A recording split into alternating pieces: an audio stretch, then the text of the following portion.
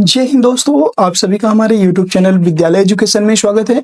मैं सचिन आज आप सभी के लिए जीके जीएस की मोस्ट इम्पोर्टेंट क्लास लेकर आए हैं और आज की क्लास में जो है टॉप 50 एमसीक्यू क्वेश्चन करवाने वाले हैं, जिसमें आपको हिस्ट्री, पॉलिटी, ज्योग्राफी ये सभी क्वेश्चन देखने को मिलेंगे और इकोनॉमिक्स के भी क्वेश्चन देखने को मिलेंगे। तो क्लास में अंत तक बने रहिएगा और बताइएगा कि क्लास कैसी लगी। चलिए शुरू करते हैं आज की इस क्लास में। ये क्लास आप सभी के लिए इम्पोर्टेंट है, जैसे कि आप बीपीएससी टीआरई की तैयारी कर रहे हो, बीपीएससी का एग्जाम देने वाले हो या और कोई भी अदर एग्जाम देने वाले हैं। जीएस सभी में सेम होता है, इसलिए जीएस आपको यहाँ से कंप्लीट हो जाएगा। चलिए शुरू करते हैं आज के इस क्लास में। आज की क्लास का पहला क्वेश्चन है, प्रधानमंत्री जीवन ज्योति बीमा योजना के संदर्भ में निम्नलिखित कथनों पर विचार कीजिए। पीएमजेजेबीवाई जो प्रधानमंत्री जीवन ज्योति बीमा योजना है 18 से 70 वर्ष की आयु के बैंक खाते वाले लोगों के लिए उपलब्ध है। ये कथन गलत है। ये 18 से 50 वर्ष तक की, 70 नहीं 50 वर्ष तक की आयु बैंक खाते वाले लोगों के लिए प्रसिद्ध है। तो यह गलत हो जाएगा पहला कथन। यह 1 जून से 31 मई तक की एक वर्ष की अवधि के लिए होंगे और नवीकरणीय होंगे। ये कथन भी यहाँ पे ये कथन सही है। फिर यह 3 लाख रुपए तक का जीवन बीमा उपलब्ध कराती है। तो ये कथन एकदम से यहाँ पे गलत हो जाएगा। यह 3 लाख रुपए तक का जीवन बीमा नहीं, 2 लाख रुपए तक का, याद रखेंगे 2 लाख रुपए तक का जीवन बीमा उपलब्ध कराती है प्रधानमंत्री जीवन ज्योति बीमा योजना। इस योजना में वार्षिक प्रीमियम 330 रुपए प्रति वर्ष है। याद रखेंगे इसमें जो है वार्षिक प्रीमियम की बात करेंगे तो ये 436 रुपए 436 रुपए प्रीमियम है। 436 रुपए प्रीमियम वार्षिक है। ये कथन भी, चौथा कथन भी इसमें गलत हो जाएगा। इसमें सिर्फ दूसरा कथन गलत सही है और उपयुक्त कथनों में से कौन से कथन सही नहीं है। तो इसमें 1, 3, 4 सही नहीं है पूछ रहा है, तो पहला नहीं सही और तीसरा चौथा ये ऑप्शन करेक्ट हो जाएगा, केवल 1, 3, 4। क्वेश्चन नंबर 2, सूची 1 को सूची 2 से सुमेलित कीजिए तथा नीचे दिए गए कोड से सही उत्तर का चयन कीजिए। आज के जो क्वेश्चन होंगे थोड़ा अच्छे लेवल के क्वेश्चन है, तो क्लास को अंत तक जरूर देखिएगा और आप ये बताइएगा कि आपके अभी तक कितने क्वेश्चन सही हुए। ठीक है।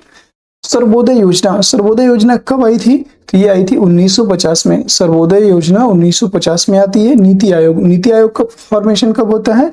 नीति आयोग जो है 2015 में बनता है योजना आयोग के स्थान पर। ये 2015 में आता है नीति आयोग। इसके बाद राष्ट्रीय विकास परिषद की बात करेंगे तो ये राष्ट्रीय विकास परिषद की स्थापना 1952 में होती है। नेशनल डेवलपमेंट काउंसिल 1952 और Bharat vision 2020। A3B4 C option यहाँ पे राइट हो जाएगा। आप देख सकते हैं सर्वोदय योजना 1950, नीति आयोग 2015, राष्ट्रीय विकास परिषद की स्थापना 1952 और भारत विजन 2020। नेक्स्ट क्वेश्चन है क्वेश्चन नंबर 3। इस पंचवर्षीय योजना का मुख्य उद्देश्य, कौन सी ऐसी पंचवर्षीय योजना है जिसका मुख्य उद्देश्य सामाजिक न्याय और समानता के साथ विकास करना था? सामाजिक न्याय और समानता के साथ विकास करना था। ये कौन सी पंचवर्षीय योजना का मुख्य उद्देश्य था, इसके बारे में बताना है। 7वीं पंचवर्षीय योजना, 8वीं पंचवर्षीय योजना, 9वीं पंचवर्षीय योजना या 10वीं पंचवर्षीय योजना? तो कौन सी पंचवर्षीय योजना का उद्देश्य सामाजिक न्याय और समानता के साथ विकास करना था? तो याद रखेंगे 9वीं पंचवर्षीय योजना, जिसका समय था 1997 से 2002 तक और ये भारत की स्वतंत्रता के 50वें वर्ष में शुरू की गई। तो ये 9वीं पंचवर्षीय योजना थी 1997 से लेकर के 2002 तक इसका समय रहा 9वीं पंचवर्षीय योजना का। ठीक है। और 20वीं पंचवर्षीय योजना का मुख्य उद्देश्य था सामाजिक न्याय और समानता के साथ विकास करना। नेक्स्ट क्वेश्चन है क्वेश्चन नंबर 4। ग्रामीण व शहरी क्षेत्र के लिए प्रति व्यक्ति प्रतिदिन कैलोरी क्रमशः 2400 व 2100 कैलोरी की समिति द्वारा निर्धारित की गई थी। ये आपकी वाई के अलग समिति के द्वारा निर्धारित की गई थी। बी ऑप्शन राइट हो जाएगा, वाई के अलग समिति। नेक्स्ट क्वेश्चन है question number 5। Reverse repo rate के संदर्भ में विचार कीजिए। रिवर्स रेपो रेट, यह दर एक ऐसी दर है जिसके द्वारा सरकारी प्रतिभूति को नीलामी में केंद्रीय प्राधिकरण द्वारा बेचा जाता है। क्या ये सही है? इसमें ये बताना है, सही उत्तर का चयन करना है। आप देख सकते हैं यह दर जो रिवर्स रेपो रेट होती है, रिवर्स रेपो रेट एक ऐसी दर है जिसके द्वारा सरकारी प्रतिभूति को नीलामी में केंद्रीय प्राधिकरण द्वारा बेचा जाता है, एकदम ये सही है। फिर दूसरा है, यह एक मौद्रिक उपकरण है जिसका उपयोग बाजार में आपूर्ति को नियंत्रित करने के लिए किया जाता है, ये कथन भी सही है। तो एक और तो इसमें दोनों कथन सही है, ये ऑप्शन करेक्ट हो जाएगा। क्वेश्चन नंबर 6, निम्नलिखित में से कौन सा मौद्रिक नीति का मात्रात्मक उपकरण नहीं है? मात्रात्मक उपकरण कौन सा नहीं है? नकद आरक्षित अनुपात, वैधानिक तरलता अनुपात, शाख की राशनिंग या सीमांत स्थायी सुविधा दर। इसमें कौन सा मौद्रिक नीति का मात्रात्मक उपकरण नहीं है? मौद्रिक नीति का मात्रात्मक उपकरण इसमें नगद आरक्षित अनुपात ये है, वैधानिक तरलता अनुपात भी है और सीमांत स्थायी सुविधा दर भी है। शाख की राशनिंग ये नहीं है, ये शाख की राशनिंग मौद्रिक नीति का मात्रात्मक उपकरण नहीं है। ठीक है, यहाँ पे सी ऑप्शन करेक्ट हो जाएगा।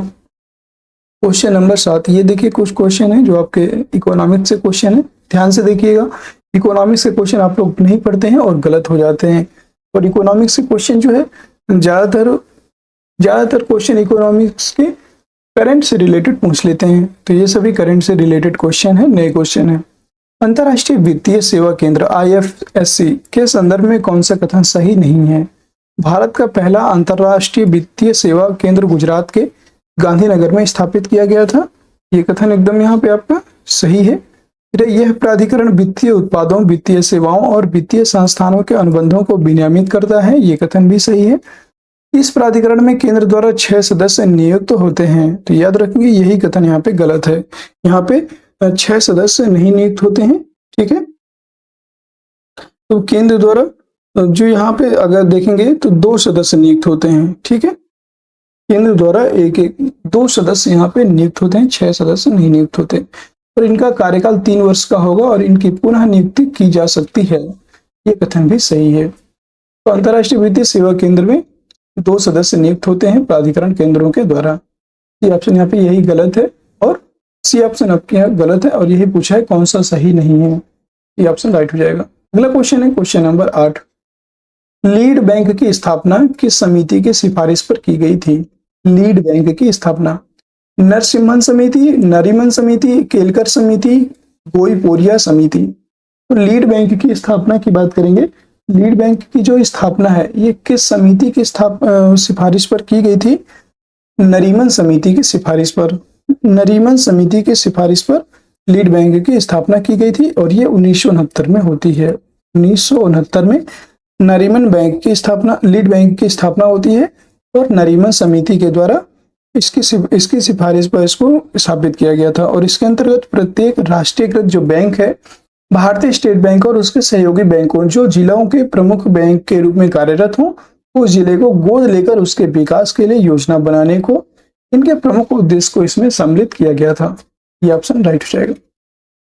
अगला प्रश्न है क्वेश्चन नंबर 6, निम्नलिखित में से कौन सा मौद्रिक नीति का मात्रात्मक उपकरण नहीं है? नगद आरक्षित अनुपात, वैधानिक तरलता अनुपात, शाख की राशनिंग, सीमांत स्थायी सुविधा दर। ये आपका अभी क्वेश्चन बताया मैंने कि मौद्रिक नीति का मात्रात्मक उपकरण कौन सा नहीं है। तो यहाँ पे मौद्रिक नीति का जो आपका मौद्रिक नीति है, तो ये सेम क्वेश्चन यहाँ पे रिपीट हो गया लग रहा है। हाँ, ये क्वेश्चन सेम यहाँ पे रिपीट हो गया है। यहाँ से आप देखते हैं 9th नंबर क्वेश्चन, वर्तमान में नीति आयोग के सीईओ कौन है? नीति आयोग के सीईओ कौन है? अमिताभ कांत, परमेश्वर अय्यर, सुमन के बेरी या VVR सुब्रमण्यम। तो सीईओ की बात करेंगे, ये है VVR Subramaniam, D option right हो जाएगा। और सीईओ VVR सुब्रमण्यम है और 20 फरवरी 2023 को परमेश्वर अय्यर की जगह इन्होंने, मतलब 20 फरवरी 2023 को परमेश्वर अय्यर की जगह लिया था इन्होंने, VVR सुब्रमण्यम ने। और अगर आयोग के उपाध्यक्ष की बात करेंगे, उपाध्यक्ष हैं सुमन के बेरी, उपाध्यक्ष हैं सुमन के बेरी। अगला क्वेश्चन है क्वेश्चन नंबर 10, विदेशी मुद्रा भंडार में शामिल है, विदेशी जो मुद्रा भंडार होता है उसमें क्या क्या शामिल होता है? याद रखेंगे, विशेष आहरण अधिकार SDR, रिजर्व ट्रेज स्थित RTP, विदेशी मुद्रा परिसंपत्ति FCA, उपयुक्त सभी। तो याद रखिए यहाँ पे उपयुक्त सभी शामिल होता है, डी ऑप्शन करेक्ट हो जाएगा। इसी में एक चीज और है जिससे आप कह सकते हो सोना अर्थात गोल्ड, गोल्ड भी इसमें शामिल है विदेशी मुद्रा भंडार में। नेक्स्ट क्वेश्चन है क्वेश्चन नंबर 11, क्वेश्चन नंबर 11 है निम्नलिखित विटामिन्स। अब यहाँ पे कुछ क्वेश्चन साइंस के हैं, ध्यान से देखिएगा। निम्नलिखित विटामिन्स का उनके रासायनिक नामों के साथ मिलान कीजिए। एक तरफ से आपके विटामिन्स है और दूसरी तरफ रासायनिक नाम है। विटामिन B6 का रासायनिक नाम क्या होता है? विटामिन B6 का रासायनिक नाम होता है पायरिडॉक्सिन। पायरिडॉक्सिन विटामिन B6 का रासायनिक नाम है। याद रखेंगे, ए का 3 हो जाएगा। विटामिन के का होता है आपका विटामिन के का होता है फाइलोक्विनोन। विटामिन के का रासायनिक नाम होता है फाइलोक्विनोन। विटामिन ई का होता है आपका टोकोफेरॉल। विटामिन ई का होता है टोकोफेरॉल। विटामिन B12 का होता है साइनोकोबालामिन। साइनोकोबालामिन जो है विटामिन B12 का रासायनिक नाम होता है A3B4C2। A3B4C2 यहाँ पे सी ऑप्शन यहाँ पे राइट हो जाएगा। और विटामिन B6 पायरिडॉक्सिन, विटामिन के phylloquinone, vitamin E tocopherol, vitamin B12 cyanocobalamin. देखिए, आपको क्वेश्चन याद करना है, आपको ये नहीं देखना कि तरीका क्या है। जितना ज्यादा आप क्वेश्चन करेंगे, जितना ज्यादा आप क्वेश्चन पढ़ेंगे, उतना ज्यादा आपको थोड़ा सा कॉन्फिडेंस लेवल आपको बढ़ेगा। और उम्मीद है कि इसी कॉन्फिडेंस लेवल को आगे आपको बढ़ाना है, जिससे कि एग्जाम में कोई भी क्वेश्चन गलत ना हो। क्वेश्चन नंबर 12 है सिकल सेल। यहाँ से क्वेश्चन जरूर पूछेगा, याद रखिएगा। ये अभी सिकल सेल जो एनीमिया है, ये बहुत ज्यादा प्रचलन में था, मतलब इस समय बहुत ज्यादा चर्चा में था, इसलिए यहाँ से क्वेश्चन पूछने की संभावना है। सिकल सेल एनीमिया के संबंध में निम्नलिखित कथनों पर विचार करें। हड्डियों, छाती, पीठ, पैर व हाथ में अचानक और तीव्र सिकल सेल एनीमिया के लक्षण हैं। दर्द, जो तीव्र दर्द होता है, यह इसके लक्षण है। ये एकदम सही है। फिर आपका इसका इलाज अस्थि मज्जा या स्टेम सेल प्रत्यारोपण द्वारा किया जा सकता है। इलाज जो है अस्थि मज्जा जो बोन मैरो होता है, या स्टेम सेल प्रत्यारोपण के द्वारा जो बोन मैरो चेंज करके किया जा सकता है, ये भी सही है। केंद्रीय बजट 2023-24 में भारत सरकार, देखिए यहाँ पे बजट में भी इसका जिक्र किया गया है, इसलिए बोल रहे हैं कि इसका जो है यहाँ पे जिक्र था, इसलिए ये पूछा जा सकता है। केंद्रीय बजट 2023-24 में भारत सरकार ने वर्ष 2047 तक सिकल सेल एनीमिया को खत्म करने के लिए एक घोषणा की है। ये कथन भी सही है। तीनों कथन सही है। पूछ रहा है कौन से कथन सही है, तो 1, 2 और 3 सभी कथन इसमें सही है। ठीक है, अगला क्वेश्चन है क्वेश्चन नंबर 13। कोई भी क्वेश्चन आपको नहीं समझ में आता है, एक बार आप दोबारा से बैक करके देख लिया करें, और अगर फिर भी नहीं समझ में आता तो स्क्रीनशॉट लीजिए या कमेंट करिए। उसके क्वेश्चन जब आप देख रहे हैं तो डायरेक्ट कमेंट करके हमसे पूछ सकते हैं, और चाहे तो हमारे टेलीग्राम चैनल में स्क्रीनशॉट लेकर के उस क्वेश्चन के बारे में विस्तृत जानकारी प्राप्त कर सकते हैं। हम आपको सारी इंफॉर्मेशन देंगे उस क्वेश्चन से रिलेटेड। ठीक है, और नेक्स्ट क्वेश्चन है क्वेश्चन नंबर 13। क्वेश्चन नंबर 13 है, आप देखेंगे निम्नलिखित हार्मोन्स का उनके रोगों के साथ मिलान कीजिए। हार्मोन और रोग। इंसुलिन किस लिए होता है? तो इंसुलिन डायबिटीज मेलिटस। इंसुलिन होता है डायबिटीज मेलिटस। तो ए का ऑप्शन यहाँ पे ए का हो जाएगा 3। ठीक है, फिर है आपका इंसुलिन का जो है ये हो जाएगा हाइपर इंसुलिन हो जाएगा डायबिटीज मेलिटस। ठीक है, इसके बाद थायरॉक्सिन। थायरॉक्सिन की बात करेंगे, ये हो जाएगा थायरॉक्सिन गलगंड, मतलब गले का एक रोग होता है, ये थायरॉक्सिन गलगंड से होता है। ठीक है, थायरॉक्सिन जो हार्मोन होता है इसकी वजह से गलगंड रोग हो जाता है। पैरार्थ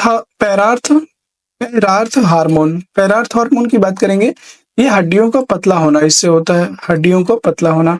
और वृद्धि हार्मोन, जो आपका वृद्धि हार्मोन होता है, ये एक्रोमेगाली होता है। एक्रोमेगाली, वृद्धि हार्मोन की कमी से एक्रोमेगाली रोग हो जाता है। A3B4C2 डी ऑप्शन यहाँ पे राइट हो जाएगा। अगला क्वेश्चन है क्वेश्चन नंबर 14। उन सही घटनाओं का चयन कीजिए जो अंतः श्वसन के दौरान होती हैं। जब अंतः श्वसन होता है, मतलब जो अंदर की तरफ श्वास लेते हैं, उस दौरान कौन कौन सी घटनाएं होती हैं, उनका चयन करना है। डायफ्राम का संकुचन, जब हम अंदर श्वास लेते हैं तो डायफ्राम का क्या संकुचन होता है, यहाँ पे आपको ये देखना है। डायफ्राम का संकुचन एकदम सही। फिर है आपका बाह्य अंतरा पार्श्व पेशियों का संकुचन, ये भी होता है। बाह्य जो अंतरा पार्श्व पेशियां हैं, इनका संकुचन होता है। फिर फुफ्फुस का आयतन घटना, जो फुफ्फुस होती है इसका आयतन घटना नहीं, इसमें आयतन बढ़ जाता है जब हम सांस लेते हैं, ये गलत हो जाएगा। अंतरा फुफ्फुसी दाब बढ़ता है, ये गलत हो जाएगा। तो यहाँ पे एक और दो सही है, सी ऑप्शन राइट हो जाएगा। अगला प्रश्न है क्वेश्चन नंबर 15। निम्नलिखित में से कौन कौन से पादप हार्मोन हैं? Gibberellin hormone, auxin hormone, thyroxine hormone या साइटोकाइनिन हार्मोन? इनमें से बताना है कौन कौन से पादप हार्मोन्स हैं। पादप हार्मोन में जिब्रेलिन आपका पादप हार्मोन है, ऑक्सिन आपका पादप हार्मोन है और साइटोकाइनिन तीनों इसके पादप हार्मोन है। थायरॉक्सिन आपका जो है पादप हार्मोन नहीं है, इसलिए इसका राइट आंसर हो जाएगा 1, 2 और 4, बी ऑप्शन करेक्ट हो जाएगा। ये पादप हार्मोन थायरॉक्सिन नहीं है। नेक्स्ट क्वेश्चन है क्वेश्चन नंबर 16। सूची 1 को सूची 2 से सुमेलित कीजिए एवं नीचे दिए गए कोड से सही उत्तर का चयन कीजिए। सूची 1 और सूची 2 दिया हुआ है। कोशिका का बिजली घर, कोशिका का बिजली घर किसे कहते हैं? ये माइटोकॉन्ड्रिया को कहते हैं, माइटोकॉन्ड्रिया को कहते हैं। ये हो जाएगा 1 और 3। फिर कोशिका का भंडार गृह, कोशिका का भंडार गृह कहाँ होता है? तो कोशिका का जो भंडार गृह है ये यहाँ आपका जो रिक्तिकाएं होती हैं, रिक्तिकाओं को कोशिका का भंडार गृह कहा जाता है। जो रिक्तिकाएं हैं ये कोशिका का भंडार गृह होती हैं, ठीक है। और केंद्रीय जो कोशिका का सूचना केंद्र, कोशिका का सूचना केंद्र ये हो जाएगा केंद्रक, ये हो जाएगा केंद्रक। कोशिका का सूचना केंद्र किसका कहते हैं? केंद्रक को कहते हैं। और कोशिका का द्वारपाल किसे कहेंगे? कोशिका झिल्ली को। कोशिका का द्वारपाल, कोशिका का द्वारपाल कोशिका झिल्ली कहलाती है। याद रखेंगे, एक बार फिर से देख लीजिए। कोशिका का बिजली घर माइटोकॉन्ड्रिया, कोशिका का भंडार गृह रिक्तिका होती हैं और कोशिका का सूचना केंद्र केंद्रक होता है। कोशिका का द्वारपाल कोशिका झिल्ली होती है। A3B4C2, A3B4, A3B5C2, B1, B option यहाँ पे राइट हो जाएगा। नेक्स्ट क्वेश्चन है क्वेश्चन नंबर 17। श्वसन मूल किस में पाए जाते हैं? जो श्वसन मूल होते हैं ये किस में पाए जाते हैं ये बताना है।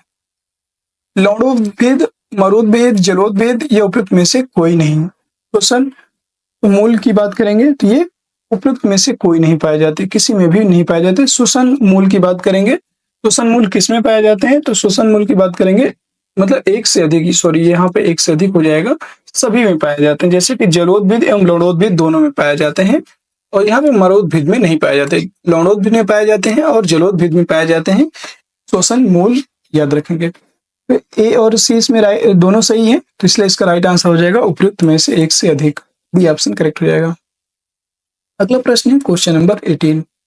निम्नलिखित कथनों पर विचार कीजिए। संतृप्त वसाएं तथा ट्रांस वसाएं हमारे सेहत के लिए नुकसानदायक होती हैं। क्या ये कथन सही है? यस, ये जो कथन है एकदम सही है। जो संतृप्त वसा होती है और जो ट्रांस वसा होती है ये दोनों हमारे लिए सेहत के लिए नुकसानदायक होती हैं। असंतृप्त वसाएं तथा शिश वसाएं हमारे सेहत के लिए फायदेमंद है, ये कथन एकदम सही है। इसमें कौन से कथन सही है? दोनों, बी ऑप्शन करेक्ट हो जाएगा, 1 और 2 दोनों। अगला प्रश्न है क्वेश्चन नंबर 19। सूची 1 को सूची 2 से सुमेलित कीजिए एवं नीचे दिए गए कोड से सही उत्तर का चयन कीजिए। पीयूष ग्रंथि, पीयूष ग्रंथि का संबंध किससे है ये बताना है। मतलब पीयूष ग्रंथि से कौन सा हार्मोन निकलता है? पीयूष ग्रंथि, इसकी बात करेंगे तो ये ऑक्सीटोसिन, जो माँ और बच्चे के बीच प्यार का संबंध हो, मतलब प्यार का कारण होता है, ये इसी ऑक्सीटोसिन की कमी, मतलब ऑक्सीटोसिन की वजह से ही होता है। पीयूष ग्रंथि ऑक्सीटोसिन हो जाएगा। पीनियल ग्रंथि, पीनियल ग्रंथि की बात करेंगे तो ये मेलेटोनिन जो सोने और जागने के क्रम को व्यवस्थित करती है या निर्धारित करती है, इसी को जैविक घड़ी भी कहते हैं। ये मेलेटोनिन होता है, पीनियल ग्रंथि से मेलेटोनिन हार्मोन होता है। वृषण टेस्टिस की बात करेंगे, ये प्रोजेस्टेरॉन, ठीक है, इसे जो प्रषण होता है इसमें प्रोजेस्टेरॉन होता है, इसे जो है इसी और हम क्या कहते हैं तो इसे प्रेगनेंसी हार्मोन भी कहा जाता है, वृषण जो प्रोजेस्टेरॉन होता है। नेक्स्ट है अंडाशय ओवरी की बात करेंगे तो ये टेस्टोस्टेरॉन होता है। आपका A2B4 हो जाएगा, इसके बाद C3 हो जाएगा, ये ऑप्शन यहाँ पे करेक्ट हो जाएगा। आप एक बार देख सकते हैं पीयूष ग्रंथि का संबंध ऑक्सीटोसिन से है, पीनियल ग्रंथि मेलेटोनिन से है, वृषण प्रोजेस्टेरॉन और ये अंडाशय टेस्टोस्टेरॉन। ये आपका क्वेश्चन बीपीएससी टीआरई 1 में पूछा गया था। बीपीएससी टीआरई 1 में मतलब सेम क्वेश्चन नहीं था लेकिन ऐसा क्वेश्चन पूछा गया था इसी से रिलेटेड। अगला प्रश्न है क्वेश्चन नंबर 20। भारत में मीथेन का मुख्य स्रोत क्या है? जो भारत है, भारत में मीथेन का मुख्य स्रोत क्या है? धान का खेत, गन्ने का खेत, गेहूं का खेत, उपयुक्त में से एक से अधिक।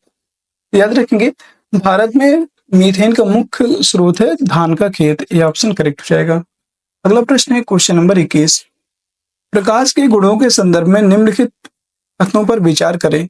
समुद्र में सीपी का चमकना प्रकाश के पूर्ण आंतरिक परावर्तन की घटना है। क्या ये कथन सही है? यस, ये कथन एकदम सही है। फिर सूर्योदय तथा सूर्यास्त के समय सूर्य का लाल रंग होना प्रकाश के प्रकीर्णन की घटना है। ये भी सही है। प्रकाश तंतु अपवर्तन के सिद्धांत पर कार्य करता है। जो प्रकाशिक तंतु है, प्रकाशिक तंतु अपवर्तन के सिद्धांत पर कार्य करता है? नहीं, ये गलत हो जाएगा। जो प्रकाशिक तंतु होता है, ये प्रकाश के परावर्तन के सिद्धांत पर कार्य करता है, इसलिए ये गलत हो जाएगा। सी ऑप्शन हो जाएगा। केवल 1 और 2 इसमें राइट है। अगला प्रश्न है क्वेश्चन नंबर 22। कथन ए है, यदि चलते हुए झूले पर बैठी हुई बच्ची के बगल में दूसरी बच्ची आकर बैठ जाए तो झूले का आवर्तकाल अपरिवर्तित रहेगा। क्या ये कथन सही है? तो याद रखेंगे, क्या ये कथन सही है, ये बताना है। एकदम सही है। ये जो चलता हुआ झूला है, अगर उस पर बैठी हुई बच्ची के बगल में दूसरी बच्ची आकर बैठ जाए तो झूले का आवर्तकाल अपरिवर्तित रहेगा। ये एकदम सही है, क्योंकि जो लोलक का आवर्तकाल है, ये लोलक के द्रव्यमान पर निर्भर नहीं करता है, उसकी लंबाई पर निर्भर करता है। याद रखेंगे, इसलिए ये सही है। लोलक का आवर्तकाल लोलक के द्रव्यमान पर निर्भर नहीं करता। एकदम सही। दोनों कथन सही है और सही व्याख्या भी कर रहे हैं। ए कथन ए और कारण आर दोनों सही है, और परंतु कारण आर ए की सही व्याख्या है। एकदम सही, डी ऑप्शन यहाँ पे राइट हो जाएगा। अगला प्रश्न है क्वेश्चन नंबर 23। निम्नलिखित को सुमेलित कीजिए।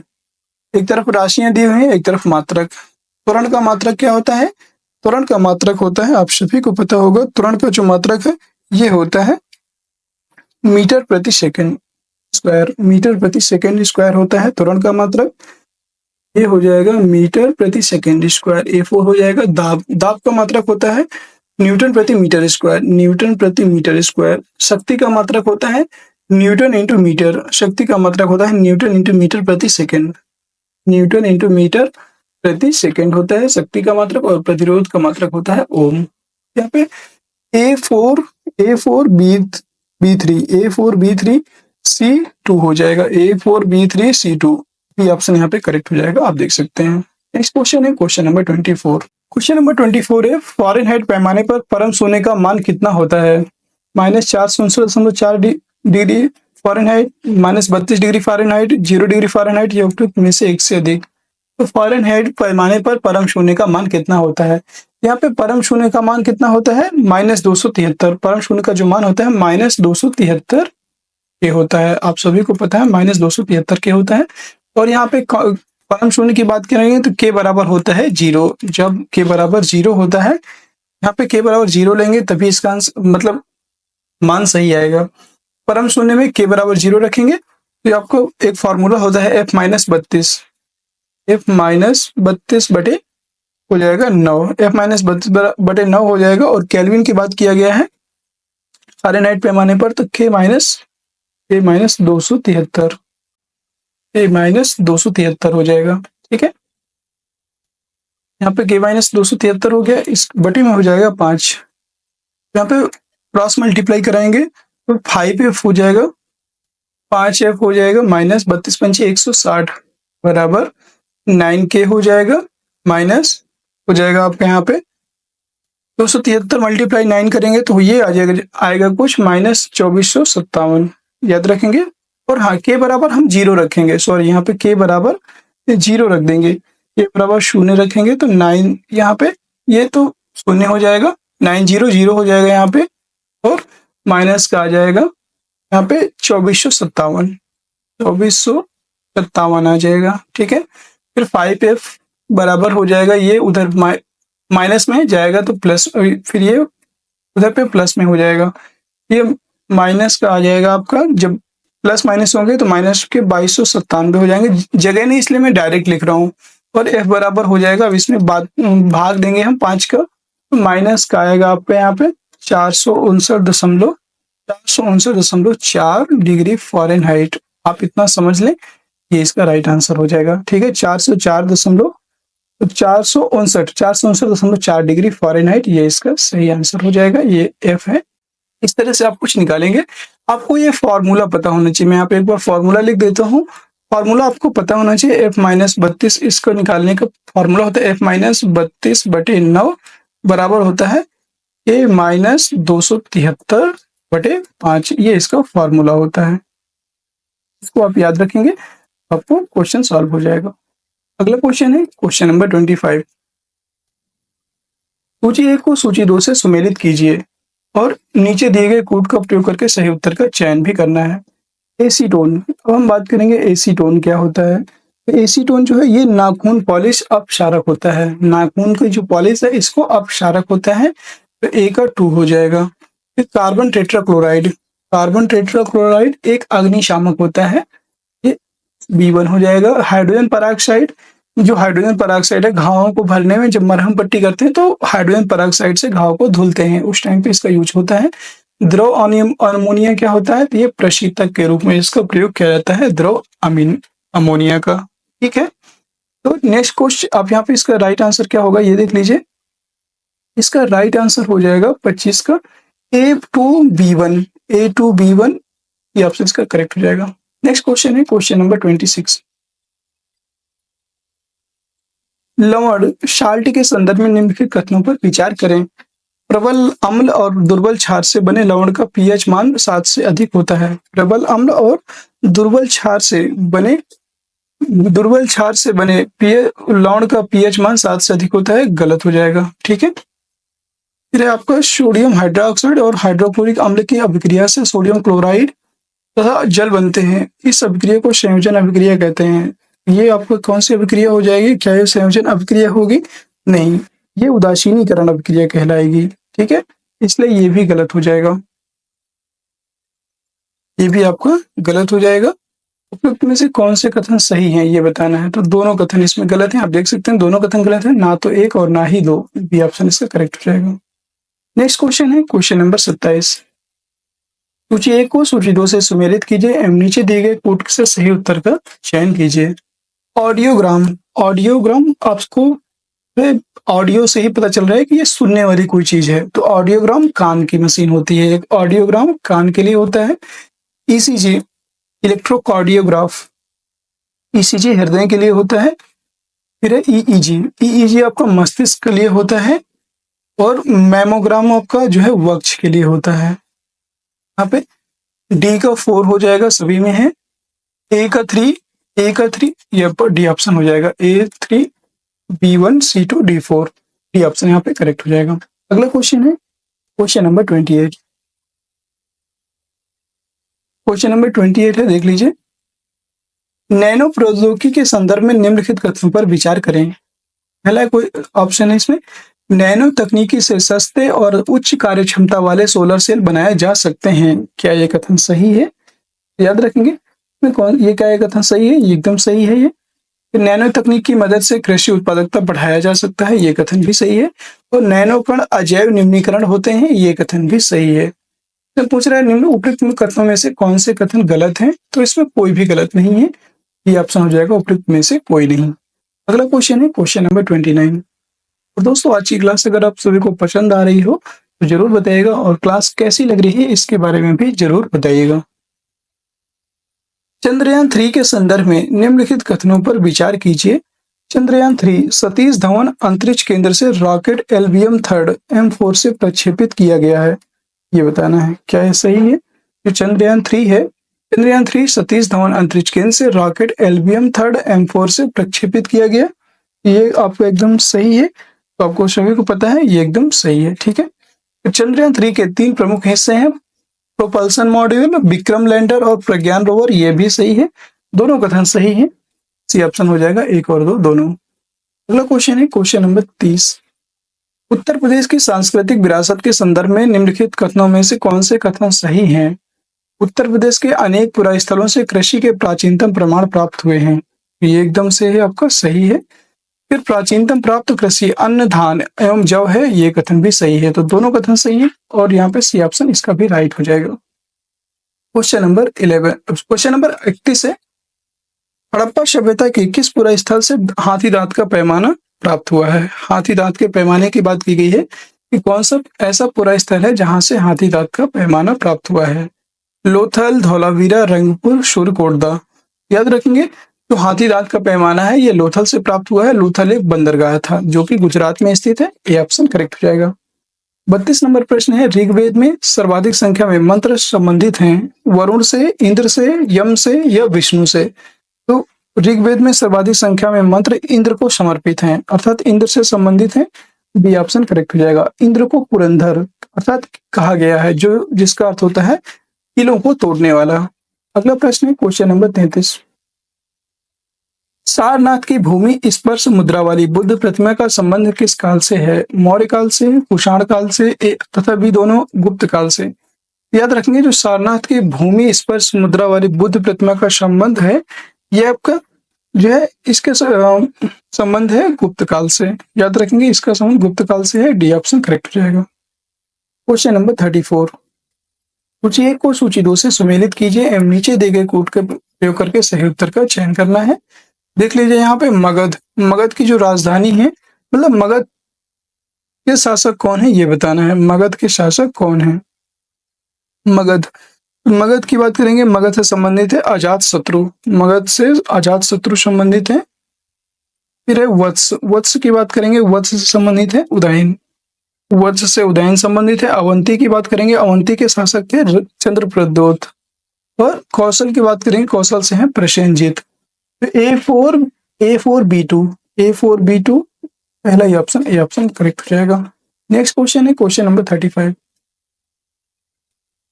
क्वेश्चन नंबर 35 है, निम्नलिखित कथनों पर विचार कीजिए। यहाँ पे बताना है निम्नलिखित कथनों पर विचार कीजिए तथा नीचे दिए गए कोड का प्रयोग करके सही कोड के सहायता से सही उत्तर दीजिए। कथन ए है, कलिंग दक्षिण भारत को जाने वाले स्थलीय एवं समुद्री मार्गों को नियंत्रित करता है। क्या ये कथन सही है? जो कलिंग है, कलिंग दक्षिण भारत को जाने वाले स्थलीय एवं समुद्री मार्गों को नियंत्रित करता है, ये एकदम सही है। फिर मौर्य शासक बिंदुसार ने कलिंग को विजित कर मौर्य साम्राज्य में विलय कर लिया था, ये गलत है। अशोक ने कलिंग को विजय किया था, इसलिए कथन ए सही है, आर गलत है। सी ऑप्शन करेक्ट हो जाएगा। Question number 16, sorry question number 36 है, घोड़े की नाल के आकार की मेहराब सर्वप्रथम प्रयोग में लाई गई थी। घोड़े की आकार की जो मेहराब है सर्वप्रथम कब प्रयोग में लाई गई थी? अलाई दरवाजा में, इल्तुतमिश के मकबरे में, गियासुद्दीन तुगलक के मकबरे में, उपयुक्त में से कोई नहीं। ये अलाई दरवाजा में घोड़े की नाल के आकार की मेहराब का प्रयोग पहली बार किया गया और इसका निर्माण सुल्तान अलाउद्दीन खिलजी ने दिल्ली में स्थित कुतुब मीनार के निकट करवाया था। ये ऑप्शन करेक्ट हो जाएगा। अलाउद्दीन खिलजी के द्वारा इसका निर्माण करवाया गया। नेक्स्ट क्वेश्चन है, आप देखेंगे नेक्स्ट क्वेश्चन है क्वेश्चन नंबर 37। सूची 1 को सूची 2 से सुमेलित कीजिए तथा नीचे दिए गए कोड का प्रयोग करके सही उत्तर का चयन कीजिए। आदिल शाही, कुतुब शाही, निजाम शाही, सरकी शाही। इसमें आदिल शाही जो है ये कहाँ स्थित है? आदिल शाही बीजापुर से संबंधित है। कुतुब शाही की बात करेंगे गोलकुंडा में है, कुतुब शाही गोलकुंडा से है। निजाम शाही अहमदनगर और सरकी शाही जौनपुर। A2B3 ये ऑप्शन यहाँ पे करेक्ट हो जाएगा। A2B3 और C1D4 ये आपको सी ऑप्शन करेक्ट हो जाएगा। क्वेश्चन नंबर 38, निम्नलिखित कथनों पर विचार कीजिए। संत निम्बार्क अकबर के समकालीन थे। जो संत निम्बार्क थे ये अकबर के समकालीन थे, तो गलत हो जाएगा। ये जो है रामानुजाचार्य के समकालीन थे। रामानुजाचार्य के समकालीन थे, अकबर के समकालीन नहीं थे, इसलिए गलत हो जाएगा। संत कबीर शेख अहमद सरहिंदी से अत्यधिक प्रभावित थे। जो आपके संत कबीर थे ये शेख अहमद सरहिंदी से बहुत अधिक प्रभावित थे, तो ये कथन भी आपका गलत हो जाएगा। ठीक है, क्योंकि 16वीं 17वीं शताब्दी शेख अहमद का इन दोनों का जो शासन काल था, मतलब काल था, वो गलत था। संत कबीर 15वीं शताब्दी से संबंध रखते थे और शेख अहमद सरहिंदी ये 16वीं 17वीं से संबंधित थे, इसलिए ये इनसे अधिक प्रभावित नहीं थे। तो राइट आंसर कौन से कथन सही हैं? तो दोनों कथन गलत हैं, ना तो एक ना ही दो। डी ऑप्शन करेक्ट हो जाएगा। 39 नंबर प्रश्न है, 1857 के विद्रोह को निम्नलिखित में से किसने हिंदू मुस्लिम षड्यंत्र का परिणाम बताया था? Sir James Outram, W Taylor, A तथा बी दोनों, लॉर्ड कैनिंग। याद रखेंगे सर जेम्स आउटरम तथा डब्ल्यू टेलर, इन्होंने वर्ष 1857 के विद्रोह को हिंदू मुस्लिम षड्यंत्र का परिणाम बताया था और लॉर्ड कैनिंग इस विद्रोह के दौरान भारत का गवर्नर जनरल था। याद रखेंगे सी ऑप्शन करेक्ट हो जाएगा और उस समय भारत का गवर्नर जनरल कौन था? Lord Canning. 40 नंबर प्रश्न है, निम्नलिखित में से कौन सा युग्म सही सुमेलित नहीं है? सन्यासी विद्रोह बंगाल में हुआ था, क्या ये सही है? एकदम सही है, ठीक है। फिर है आपका संथाल विद्रोह बिहार में हुआ था, ये भी सही है। अहोम विद्रोह असम में हुआ था, ये भी सही है। उलूग खानी विद्रोह पंजाब में हुआ था, ये यहाँ पे गलत हो जाएगा, ठीक है। उलूग खानी विद्रोह 1895 से लेकर 1901 ईस्वी तक हुआ था और ये जो है झारखंड रांची वाले क्षेत्र में हुआ था और इसके विद्रोह करता थे बिरसा मुंडा। याद रखेंगे ये आपको पंजाब में नहीं हुआ था, झारखंड और बिहार वाले क्षेत्र में हुआ था। डी ऑप्शन इसमें सही सुमेलित नहीं है। नेक्स्ट क्वेश्चन है क्वेश्चन नंबर 41, निम्नलिखित कथनों पर विचार कीजिए। राजा राम मोहन राय को सुधार आंदोलनों का प्रवर्तक भी कहा जाता है। जो राजा राम मोहन राय हैं इनको सुधार आंदोलनों का प्रवर्तक भी कहा जाता है, क्या ये कथन सही है? एकदम सही है, ये सही है। बंगाल में शुरू हुए सुधार आंदोलन का नेतृत्व तो राजा राम मोहन राय ने किया था, ये कथन भी सही है। उपयुक्त कथनों में से कौन से कथन सही है? तो 1 और 2 दोनों सही है, ये ऑप्शन राइट हो जाएगा। अगला प्रश्न है क्वेश्चन नंबर 42, बंग ए दर्रा नामक पुस्तक के लेखक कौन थे? बंग ए दर्रा नामक जो पुस्तक है इसके लेखक कौन थे? मोहम्मद इकबाल जी ने ये पुस्तक लिखी थी, ये ऑप्शन राइट हो जाएगा। नेक्स्ट क्वेश्चन है 43, निम्नलिखित में से किसमें लड़कियों के विवाह की न्यूनतम आयु 12 वर्ष निर्धारित की गई थी? नेटिव मैरिज एक्ट 1872, सम्मति आयु अधिनियम 1892, फिर शारदा अधिनियम 1929 या उपयुक्त सभी। याद रखेंगे जिसमें लड़कियों की विवाह की न्यूनतम आयु 12 वर्ष निर्धारित की गई थी, यह थी सम्मति आयु अधिनियम 1892 का, बी ऑप्शन करेक्ट हो जाएगा। इसमें क्या होता था? सम्मति आयु अधिनियम 1892 में लड़कियों के विवाह की न्यूनतम आयु 12 वर्ष निर्धारित की गई थी और यह अधिनियम बहराम जी मालावारी के प्रयासों से पारित हुआ था। किसके प्रयासों से? बहराम जी। अगर आपसे पूछ ले किसने इसको पारित किया था? बहराम जी मालावारी, इन्हीं के प्रयासों से यह पारित हुआ था। अगला क्वेश्चन है क्वेश्चन नंबर 44। क्वेश्चन नंबर 44 है, रविपुरम आंदोलन के संदर्भ में निम्नलिखित में से कौन से कथन सही हैं? रविपुरम जो आंदोलन है इसके संदर्भ में कौन से कथन सही हैं? सन 1888 में यह आंदोलन केरल में हुआ था, क्या ये कथन सही है? तो जो रविपुरम आंदोलन है यह आपका कहाँ पे हुआ था? यह जो है आपका केरल में हुआ था, एकदम सही है, ठीक है। फिर हम बात करेंगे नारायण गुरु इस आंदोलन के प्रवर्तक थे, ये कथन भी सही है। रविपुरम आंदोलन के प्रवर्तक की बात करेंगे तो वो थे नारायण गुरु। नारायण गुरु ने रविपुरम में एक शिव प्रतिमा की प्राण प्रतिष्ठा की थी, ये कथन भी सही है। इसमें रूढ़िवादी मान्यताओं को हिंदू धर्म में जायज ठहराया गया, गलत है। हिंदू धर्म में इनको जो रूढ़िवादी मान्यताएं थी इनको जायज नहीं ठहराया गया। इसमें 1, 2 और 3 सही है, सही उत्तर का चयन करना है, डी ऑप्शन हो जाएगा 1, 2 और 3। अगला प्रश्न है क्वेश्चन नंबर 45, जलियांवाला बाग हत्याकांड को निम्नलिखित में से किसने जानबूझकर की गई हत्या कहा है? Madan Mohan Malviya, Lala Lajpat Rai, Deenbandhu F Andrews, Mahatma Gandhi. इसके द्वारा यह कहा गया कि यह जानबूझकर की गई एक हत्या है। ये कथन था दीनबंधु एफ एंड्रूज का। दीनबंधु एफ एंड्रूज ने जलियांवाला बाग हत्याकांड को जानबूझकर की गई हत्या कहा और यह घटना 13 अप्रैल 1919 को हुई थी। 13 अप्रैल 1919 को पंजाब के अमृतसर में घटी थी। याद रखेंगे, ये ऑप्शन करेक्ट हो जाएगा। क्वेश्चन नंबर 46, निम्नलिखित में से किसने 1946 से 1949 में पख्तूनिस्तान की मांग को लेकर के सक्रिय आंदोलन किया था? 1946 से 1949 में पख्तूनिस्तान की मांग को लेकर सक्रिय आंदोलन किया था और ये किसके द्वारा किया गया था? याद रखेंगे जो सीमांत गांधी के नाम से प्रसिद्ध थे अब्दुल गफ्फार खान, इन्हीं को खान अब्दुल गफ्फार खान बोलते हैं और इनके द्वारा 1946 से 1947 में पख्तूनिस्तान की मांग को लेकर के सक्रिय आंदोलन किया गया और इनके जो दल थे उसको लाल कुर्ती दल के नाम से भी जाना जाता है, बी ऑप्शन करेक्ट हो जाएगा। 45 नंबर प्रश्न है, सूची 1 को सूची 2 से सुमेलित कीजिए एवं नीचे दिए गए कोड से सही उत्तर का चयन कीजिए। इलाहाबाद अधिवेशन, इलाहाबाद अधिवेशन की बात करेंगे, ये 1888 में होता है। कांग्रेस अधिवेशन, इलाहाबाद अधिवेशन जो है 1888 में होता है और इसके अध्यक्ष कौन थे? तो इसके प्रथम जो अध्यक्ष थे वो थे जॉर्ज ह्यूले। जॉर्ज ह्यूले इसके अध्यक्ष थे। फिर मद्रास अधिवेशन 1894 में, इसकी अध्यक्षता किसके द्वारा की गई? अल्फ्रेड नोबेल और अल्फ्रेड वेब के द्वारा इनकी अध्यक्षता की गई थी। मद्रास अधिवेशन 1894 की। कलकत्ता अधिवेशन 1896 के अध्यक्षता किसके द्वारा की गई? रहमतुल्लाह शयानी के द्वारा की गई थी। सी का 3 हो जाएगा। और वाराणसी अधिवेशन 1905 के अध्यक्षता गोपाल कृष्ण गोखले के द्वारा की गई थी। याद रखेंगे, D4 हो जाएगा। A2B1 ये ऑप्शन यहाँ पे करेक्ट हो जाएगा। अगला प्रश्न है क्वेश्चन नंबर 48। निम्नलिखित कथनों पर विचार कीजिए। ये बताना है कि निम्नलिखित कथनों पर विचार कीजिए। वर्ष 1919 में सुभाष चंद्र बोस ने इंडियन सिविल सर्विस परीक्षा उत्तीर्ण की। क्या ये कथन सही है? ये बताना है। वर्ष 1919 में क्या सुभाष चंद्र बोस के द्वारा इंडियन सिविल सर्विस परीक्षा को उत्तीर्ण किया गया था? ये क्या कथन सही है?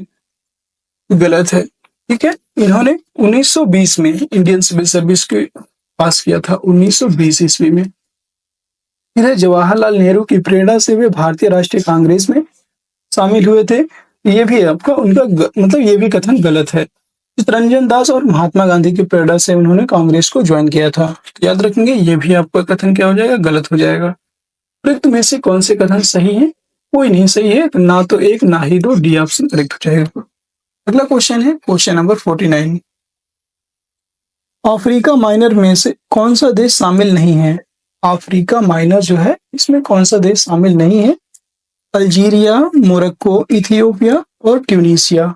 याद रखेंगे, जो अफ्रीका माइनर है इसमें मोरक्को, अल्जीरिया और ट्यूनीसिया, मोरक्को, अल्जीरिया और ट्यूनीसिया शामिल है। इथियोपिया इसमें शामिल नहीं है। ठीक है, इथियोपिया इसका भाग नहीं है।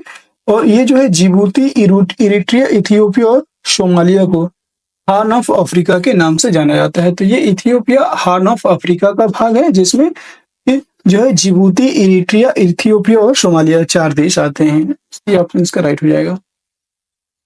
अफ्रीका माइनर में अल्जीरिया, मोरक्को और ट्यूनीसिया शामिल हैं। नेक्स्ट क्वेश्चन है क्वेश्चन नंबर 50। निम्नलिखित पर विचार कीजिए तथा नीचे दिए गए कोड की सहायता से सही उत्तर दीजिए। मोरक्को, अल्जीरिया, ट्यूनीसिया और लीबिया उपरोक्त में से किन देशों में एटलस पर्वत का विस्तार है? वेरी इंपॉर्टेंट क्वेश्चन है, याद रखेंगे। एटलस पर्वत का जो विस्तार है ये अफ्रीका महाद्वीप में है। कहां पर? अफ्रीका, जो आपका अफ्रीका महाद्वीप है, अफ्रीका महाद्वीप में इसका विस्तार है एटलस पर्वत का। और ये कौन कौन से देशों में स्थित है? तो अफ्रीका महाद्वीप मोरक्को, अल्जीरिया और ट्यूनीसिया, इन 3 देशों में स्थित है। मोरक्को, अल्जीरिया और ट्यूनीसिया। ठीक है, लीबिया में ये शामिल नहीं है, लीबिया इसमें मतलब शामिल नहीं है। याद रखेंगे, ये जो है एशिया माइनर, एक तरह से आप देखेंगे तो जो आपका एटलस पर्वत है, ये एटलस पर्वत एशिया माइनर पर स्थित है। इसका राइट आंसर हो जाएगा 1 2 3, 1 2 3, सी ऑप्शन करेक्ट हो जाएगा। और आज की क्लास का हमारा अंतिम प्रश्न है, जिसका आंसर आप सभी लोग दीजिएगा।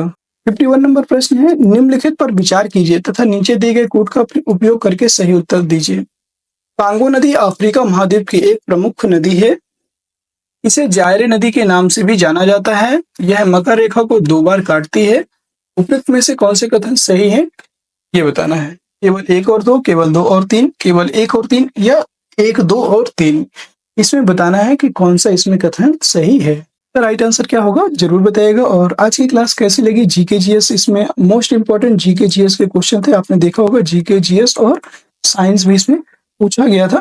तो आप सभी को क्लास बहुत पसंद आई होगी, उम्मीद है। और सभी लोग क्लास को लाइक कर दीजिए। अगर आपको क्लास पसंद आई है तो क्लास को लाइक कर दीजिए, शेयर कर दीजिए। और चैनल में नए हैं तो चैनल को सब्सक्राइब भी जरूर कर दीजिए। ठीक है, कल की जो हमारी टेलीग्राम चैनल है, उसमें हमने एमसीक्यू क्वेश्चन के जितने भी करंट अफेयर्स के क्वेश्चन थे, करंट अफेयर्स के 500 क्वेश्चन मैंने वहां पे अपलोड कर दिए हैं। अगर अभी तक आपने नहीं देखा है तो जाकर के देख लीजिए और डाउनलोड कर लीजिए।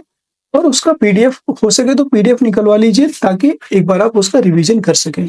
और आज की क्लास में आपको जो है 250 क्वेश्चन का एक मैं वीडियो लेकर आ रहा हूँ करंट अफेयर्स का, जिसमें जून 2024 तक का मोस्ट इम्पोर्टेंट करंट अफेयर्स होगा, तो उसको जरूर देखिएगा। और उसके कुछ क्वेश्चन मैं आपको बाद में पीडीएफ उसके भी प्रोवाइड कर देंगे 250 क्वेश्चन के, तो आप ऐसे करके आप कंप्लीट करंट अफेयर्स कंप्लीट कर सकते हैं, ठीक है। और करंट अफेयर्स की एक प्लेलिस्ट भी है, तो प्लेलिस्ट के माध्यम से एक बार संपूर्ण करंट अफेयर्स देखें, जिससे कि आपका लास्ट 1 ईयर का कंप्लीट करंट अफेयर्स भी रिवाइज हो जाएगा।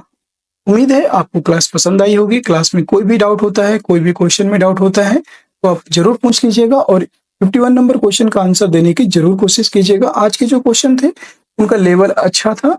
ऐसे क्वेश्चन आपसे एग्जाम में पूछे जाते हैं और आप देखिए आपने बहुत तैयारी कर ली है और उम्मीद है कि आपको नए क्वेश्चन अब देखने चाहिए। पुराने क्वेश्चन देखने से कोई फायदा नहीं है। आप बार बार वही क्वेश्चन देखेंगे तो आप ना उतने में ही सीमित रहेंगे, और जब आपके एग्जाम में थोड़ा सा टफ क्वेश्चन पूछेगा तो फिर आप ना वहाँ पे गलत कर देंगे या तो फिर डिमोटिवेट हो जाएंगे, क्योंकि आपको ऐसा लगेगा कि आपने ये तो पढ़ा ही नहीं है और आपको लगेगा कि आपका तैयारी एक भी नहीं हुआ है। ये भी आपको याद रखना है। आपको अपनी तैयारी थोड़ा सा नेक्स्ट लेवल तक ले जाना है ताकि आप आगे के क्वेश्चन भी सॉल्व कर पाएं। ऐसे ही अगर आपको क्लास ये चाहिए, अगर आपको जीके जीएस की क्लास कंटिन्यू चाहिए तो कमेंट में सेक्शन में बताइएगा, ये क्लास को कंटिन्यू करेंगे। अगर आपको नहीं चाहिए हो तो भी आप बता सकते हो। बाकी आप सभी के लिए, आप सभी जो इतना प्यार देते हो, इतना वीडियो को शेयर करते हो, लाइक करते हो, इन सभी के लिए आप सभी का बहुत बहुत धन्यवाद। फिर मिलते हैं किसी नेक्स्ट वीडियो में, तब तक के लिए जय हिंद, जय भारत। आप सभी का दिन शुभ हो।